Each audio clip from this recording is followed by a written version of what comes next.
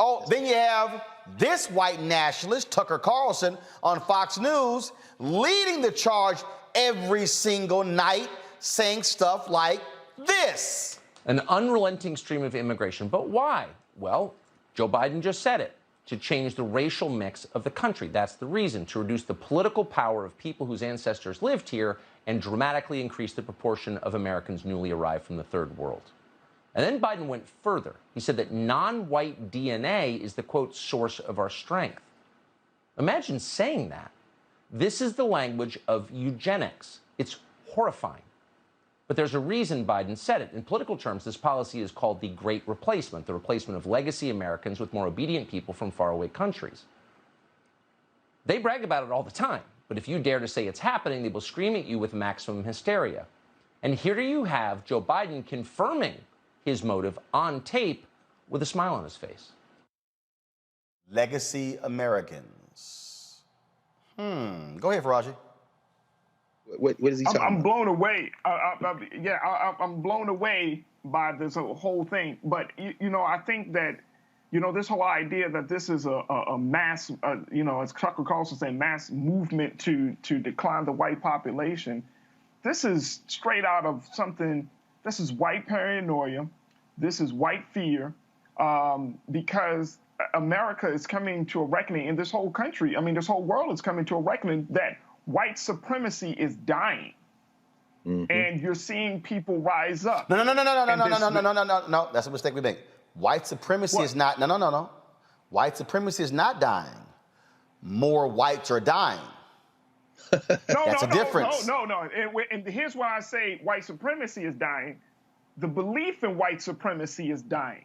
That is, people are starting to rebel against that idea of this.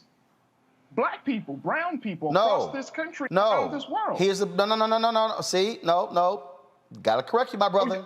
Here's why. Go ahead, Here's why. By 2043, okay, America will be a nation majority people of color.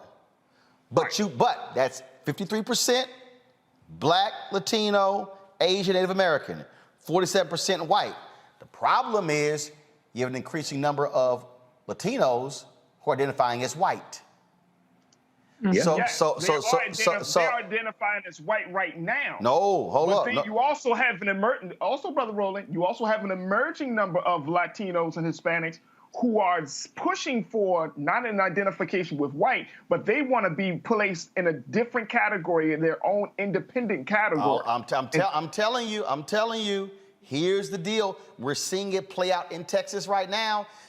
In the last election, you had some Texas counties that were Hispanic counties saw a 200 to 300% increase for Donald Trump over Joe Biden.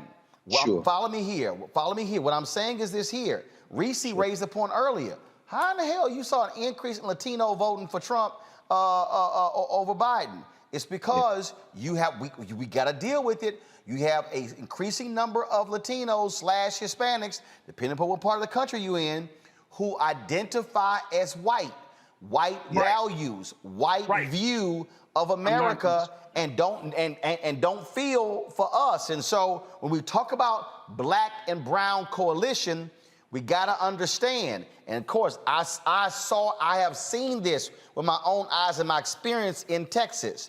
There's a difference between somebody who is from Mexico, there's somebody from Peru, there's somebody from Venezuela, somebody from Nicaragua, somebody from Colombia. And so the values aren't the same. So you got some folks who come over here and they're like, nah, I'm white. But for that contract and for college, I'm brown, but I'm white. So there's a dynamic at play here that we got to own up to.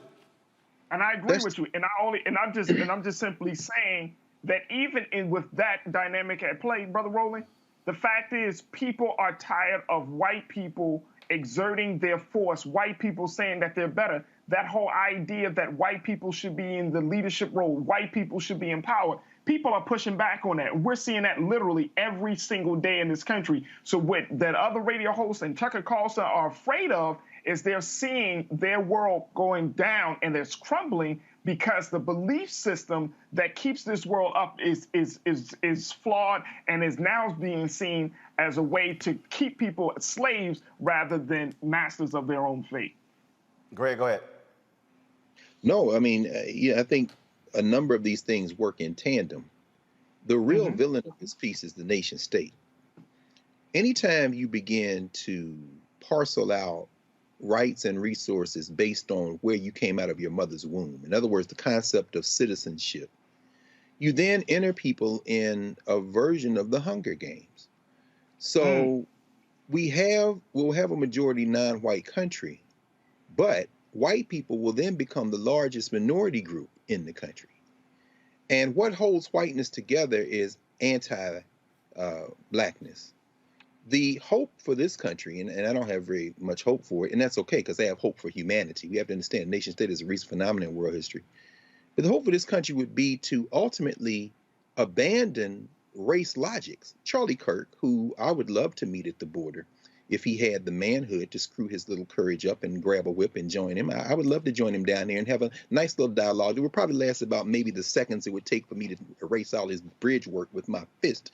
But we know he's not going anywhere near the border, so that would never happen. Charlie Cook and Kirk and the youngish-looking Tucker Carlson know very well that what they're doing is rallying the only thing that whiteness together, which is anti-blackness. And they're doing it exactly as you said. This, to quote Francis Cress Welsing and others, the public enemy, the fear of a black planet. Now, at the same time, there is nothing, as you said, Roland, there's nothing binding those who speak Spanish together. So, as you said, that caravan that left Latin America and came through Central America over those thousands of miles Representative Wilson talked about included Venezuelans, included some Cubans, included folk from other countries in Latin America, in addition to Haiti, included Dominicans. Dominican Republic and Haiti absurdly on the same island, but they were divided by a white nationalist project, this international, notion of whiteness. But ways I'm bringing it all together is once you reach the United States, you acquire, if you can get it, a version of enhanced humanity that we call citizenship.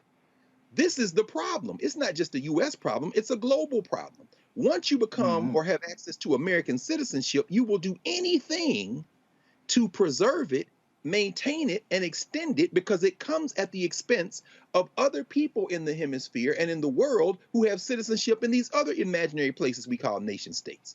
So you will have Cubans, white Cubans for sure, but increasingly non-white Cubans who will say, if my citizenship will be preserved by voting this way, I will. It isn't just values, although a lot of people who speak Spanish are Catholic.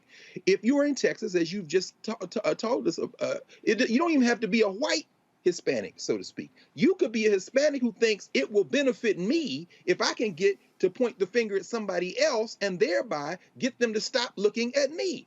This is the zero-sum game of race. And so what we're seeing now is a tipping point.